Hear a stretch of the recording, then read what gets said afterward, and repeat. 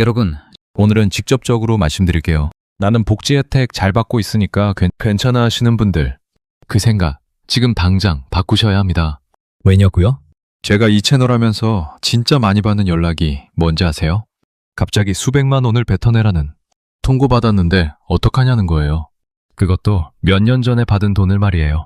이거 하나 몰라서 800만 원이나 뱉어내신 분 실제로 있습니다. 이건 남의 얘기가 아닙니다. 지금 나라에서 매달 돈 들어오는 분들, 이거 모르시면 위험합니다. 이분들 다 공통점이 있습니다. 잘못한 게 없어요. 나쁜 마음도 없었어요. 그냥 몰랐던 겁니다. 복지 혜택이라는 게 원래 이렇습니다. 이 돈은 말이죠, 받을 때는 아무 일 없는 것처럼 들어오는데 문제가 생기면 그동안 받은 게 한 번에 다 나갑니다. 오늘 제가 말씀드릴 내용은 실제로 환수 통고 받으신 분들 사례, 자주 신고 누락되는 상황들, 그리고 딱 어떻게 하면 이 문제를 피할 수 있는지 그 방법을 알려드릴 거예요. 커피 한 잔 드시면서 끝까지 봐주세요. 이 영상 하나가 나중에 수백만 원을 지켜줄 수 있습니다. 그리고 지금 바로 구독 버튼이랑 좋아요 눌러주세요. 저 이런 정보 계속 올리고 있는데 안 누르시면 다음 영상 못 보실 수 있거든요. 그럼 지금부터 제대로 알려드릴게요. 복지는 받는다고 끝이 아닙니다. 많은 분들이 이렇게 생각하세요. 신청해서 받기 시작했으면 이제 됐다. 근데 복지는 그 구조가 아닙니다. 복지는 처음 받을 때 조건을 맞춰서 시작하는 거고, 한번 받기 시작해도 그 조건이 계속 맞는지 나라에서 확인합니다. 이걸 사후 관리라고 하는데요. 쉽게 말하면 이겁니다. 나라에서 준 돈 계속 받을 자격 되는지 계속 볼게. 확인하는 항목은 크게 세 가지입니다. 소득이 얼마냐, 재산이 얼마냐, 가족이 어떻게 되느냐. 이 세 가지 중에 하나라도 바뀌면 신고를 해야 합니다. 여기서 많은 분들이 모르시는 게 있어요. 나야 뭐 딱히 바뀐 게 없는데 라고 느끼시는 분들도 기준상으로는 변동이 생겼을 수 있다는 겁니다. 예를 들어 자식이 용돈 보내주는 거, 보험금 받은 거, 짧게 일한 거, 이런 것들이 다 변동으로 잡힙니다. 이게 변동이라고 하실 수 있는데 맞습니다. 잡힙니다. 그리고 이 변동 사항을 신고 안 하면 어떻게 되냐고요? 나라에서는 이걸 나중에 일괄로 확인합니다. 건강보험공단이나 지자체에서 정기적으로 소득이랑 재산을 조회하거든요. 그때 딱 걸립니다. 그리고 통보입니다. 몇 년도부터 몇 년도까지 받은 금액 전부 돌려내세요. 이 통보가 갑자기 오는 겁니다. 문제는 이 돈이 한두 푼이 아니에요. 기초연금 받으시는 분들 한 달에 30만 원 넘게 받으시잖아요. 그게 2, 3년 치면 얼마입니까? 700만 원, 800만 원, 많게는 그 이상입니다. 이게 한 번에 돌려내라고 오는 겁니다. 그리고 더 중요한 게 있습니다. 저는 이런 걸 전혀 몰랐어요. 일부러 그런 게 아니에요. 이렇게 말씀하시죠. 그런데 이거 통하지 않습니다. 법적으로는 알고 모르고가 상관없어요. 신고할 의무가 있었고 안 했으면 환수 대상입니다. 억울하죠? 근데 이게 현실입니다. 그래서 제가 오늘 이 이야기를 드리는 겁니다. 어떤 상황에서 이게 발생하는지 알면 막을 수 있습니다. 소득 변화, 일하거나 돈 받는 순간 신고하셔야 해요. 가장 많이 걸리는 게 바로 소득 변화입니다. 그런데 여기서 소득이라는 게 우리가 생각하는 것보다 훨씬 넓습니다. 직장 다니는 것만 소득이 아닙니다. 동네 노인 일자리 참여하시는 분들 계시죠? 활동비가 보통 월 20만 원대에서 30만 원 정도 나오기도 합니다. 그거 소득입니다. 신고 대상입니다. 마트에서 잠깐 일하셨다고요? 그것도 소득입니다. 단 하루 일하고 일당 받은 것도 근로소득으로 잡힐 수 있습니다. 그런데 진짜 많은 분들이 모르시는 게 있습니다. 자식이 보내주는 돈입니다. 우리 아이가 용돈 주는 건데 그게 무슨 소득이냐, 이렇게 생각하시죠? 그런데 이게 한두 번 들어오는 건 보통 크게 문제되지 않아요. 하지만 매달 일정하게 들어오거나 생활비처럼 계속 반복되면 사적 이전 소득으로 반영될 수 있습니다. 그래서 매달 얼마씩 계속 들어오는 경우라면 수급 기준에 영향을 줄 수 있어서 확인이 필요합니다. 여기서 중요한 건 무조건 문제다가 아니라 상황에 따라 달라진다는 겁니다. 그리고 한 가지 더 중요한 게 있습니다. 신고 시점입니다. 일을 시작했거나 소득이 발생하면 가능하면 그 시점에 맞춰 미리 확인하거나 신고하는 게 원칙입니다. 이게 늦어지면 그 사이에 받은 급여 기간 동안의 복지 혜택이 환수 대상이 될 수 있습니다. 그래서 뭔가 소득이 생겼다 싶으면 먼저 신고하는 게 맞습니다. 모르면 주민센터 가셔서 이거 신고해야 하냐고 물어보시면 됩니다.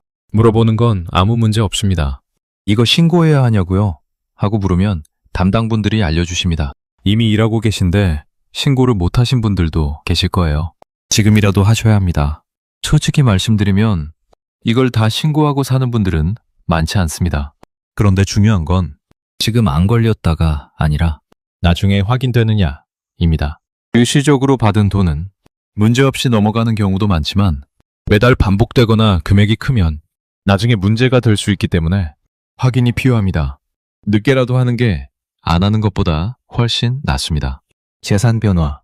통장에 돈 들어오면 바로 잡힙니다. 두 번째는 재산입니다. 이게 생각보다 훨씬 많이 걸리는 부분이에요. 재산이라고 하면 부동산만 생각하시는 분들 많은데요. 금융재산도 포함됩니다. 통장에 돈이 늘면 재산이 늘어난 겁니다. 예를 들어 볼게요. 가입하신 보험에서 만기가 됐습니다. 보험금 2천만 원이 나왔습니다. 이거 통장에 들어온 순간 금융재산으로 잡힙니다. 보험료 내가 낸 건데 왜 재산이냐 싶으시죠? 기준이 그렇게 되어 있습니다. 현재 내 통장에 있는 돈이 기준이에요. 퇴직금도 마찬가지입니다. 일하다가 그만뒀을 때 받은 퇴직금. 통장에 들어오면 재산 증가입니다. 그리고 자식이 목돈 보내준 경우도 있습니다. 아버지 차 사세요 하고 2천만 원을 보내줄 겁니다. 이것도 잠깐이라도 통장에 있으면 재산으로 잡힐 수 있습니다. 나라에서는 어떻게 이걸 알까요? 금융정보조회라는 게 있습니다. 복지 담당 기관에서 정기적으로 수급자의 금융계좌를 조회할 수 있습니다. 몇 년 전 잔액까지 다 볼 수 있어요. 그래서 그때 잔액이 갑자기 많았던 게 발견되면 이 돈이 어떤 건지 확인해달라고 연락이 오고 설명이 안 되면 돌려달라는 상황이 생길 수 있습니다. 그러면 어떻게 해야 하냐? 큰 돈이 들어왔을 때 미리 주민센터에 가서 신고하거나 상담을 받으시면 됩니다. 보험금이 이만큼 들어왔는데 어떻게 해야 하냐? 이렇게 물어보시면 담당자가 처리 방법을 알려줍니다. 미리 신고하면 조정이 됩니다. 신고 안 하고 있다가 나중에 발각되면 그게 환수로 가는 겁니다. 그 차이가 수백만 원입니다. 그리고 가족이 같이 살면 그게 다 합산됩니다. 지금부터가 진짜 많은 분들이 몰라서 당하시는 부분입니다. 복지 기준에서는 가구 단위로 계산합니다. 혼자 살 때랑 가족이랑 같이 살 때랑 기준이 완전히 달라집니다. 예를 들어 볼게요. 혼자 사시던 아버지가 자식이 아버지 이제 같이 살아요 해서 합가를 했습니다. 이 순간 아버지의 수급 자격이 자식 소득까지 합산해서 다시 계산됩니다. 자식 소득이 어느 정도 있으면 아버지 기준이 초과됩니다. 그러면 혜택 탈락입니다. 그리고 합가한 날부터 신고하지 않은 기간 동안 받은 돈은 환수 대상이 됩니다. 반대의 경우도 있습니다. 같이 살던 가족이 나가면 그것도 신고해야 합니다. 이사 갔다, 결혼했다, 따로 세대를 꾸렸다. 이런 경우에 오히려 수급 기준이 완화되는 경우도 있습니다. 신고하면 혜택이 밀어날 수도 있다는 뜻입니다.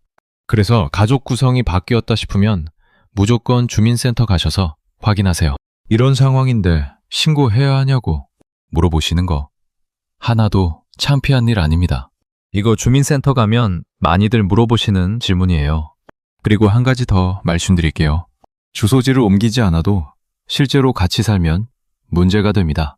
주민등록은 따로 되어 있는데 같이 산다고요? 실제 거주지 조사를 나오는 경우도 있습니다. 이웃 확인, 우편물 수령지 확인 등으로 실제 거주 여부를 확인합니다. 주소지가 아니라 실제 생활이 기준이라는 점 꼭 기억하세요. 그리고 또 하나, 자동차나 부동산은 재산으로 반영되기 때문에 수급 자격에 영향을 줄 수 있고 실제로 차량 때문에 수급에서 제외되는 사례도 있습니다. 실제로 굉장히 많이 일어납니다. 자동차는 재산으로 잡힙니다.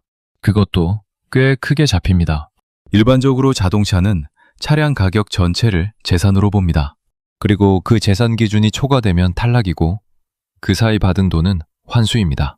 내가 이동수단이 필요해서 작은 차 한 대 산 건데요. 이런 사정은 안타깝지만 기준에는 반영이 안 됩니다.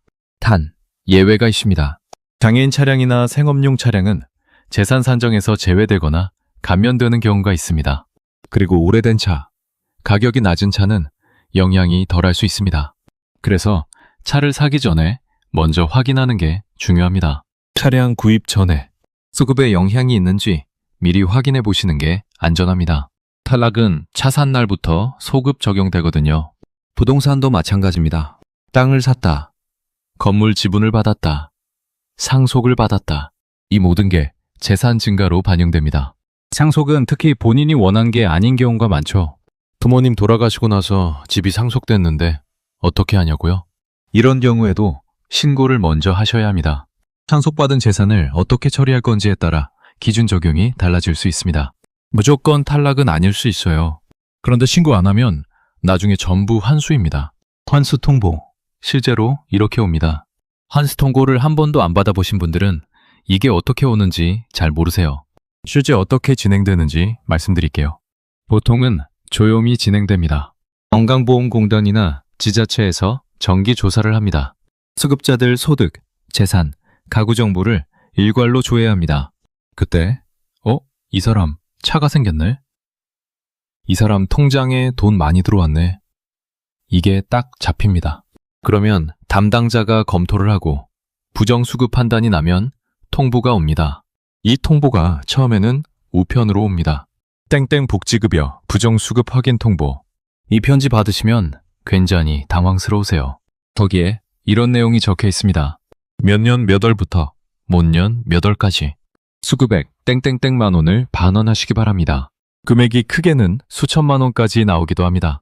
그리고 대부분 일괄 납부를 요구하거나 단기간 내에 납부하라고 합니다. 이때 분할 납부를 요청할 수 있습니다. 한 번에 낼 수 없는 상황이면 분할 납부 신청을 할 수 있고 사정을 설명하면 나눠서 낼 수 있도록 해주기도 합니다. 하지만 이게 쉬운 과정이 아닙니다. 서류도 써야 하고 담당 기관 가서 면담도 해야 하고 심신이 굉장히 피곤해지는 과정입니다. 그리고 그 돈을 몇 년에 걸쳐 갚아야 하는 상황이 됩니다. 이걸 막는 방법은 딱 하나입니다. 변동이 생기면 그때그때 신고하는 겁니다. 사전 신고와 사후 발각의 차이는 단순히 돈 문제가 아닙니다. 마음이 편하냐, 편하지 않냐의 문제이기도 합니다. 이렇게 하면 절대 걱정 없습니다. 지금까지 말씀드린 내용이 좀 무겁게 느껴지셨을 수 있어요. 근데 사실 방법은 단순합니다. 뭔가 바뀌었다 싶으면 주민센터에 가시면 됩니다. 뭔가 생겼는데 신고해야 하냐고 물어보시는 거예요. 이게 전부입니다. 신고했을 때 혜택이 줄어드는 경우도 있습니다. 솔직히 그럴 수 있어요. 하지만 그건 줄어드는 게 맞는 겁니다. 기준이 바뀌었으니까요. 반면에 신고 안 했다가 나중에 수백만 원 돌려내는 상황이 되면 그때는 이미 감당이 안 됩니다. 조금 줄어들더라도 외목만 정확히 받겠다는 마음이 결국 나를 지키는 겁니다. 그리고 한 가지 팁을 드리면요. 신고하러 갈 때 혼자 가기 어려우신 분들은 자식한테 같이 가달라고 부탁하세요. 담당자 말이 어렵게 느껴지거나 서류 작성이 힘드실 때 옆에서 도와줄 수 있거든요. 혼자 감당 안 해도 됩니다. 또 복지로 홈페이지나 전화 상담도 있습니다. 전화가 편하신 분들은 복지로 상담 전화로 문의하시면 됩니다. 주민센터 방문, 복지로 전화, 자녀와 동행 이 세 가지 중에 하나만 하셔도 됩니다. 중요한 건 모르면 물어보시는 겁니다. 복지 담당자들이 다 알려줍니다. 그분들 그거 하라고 있는 거예요.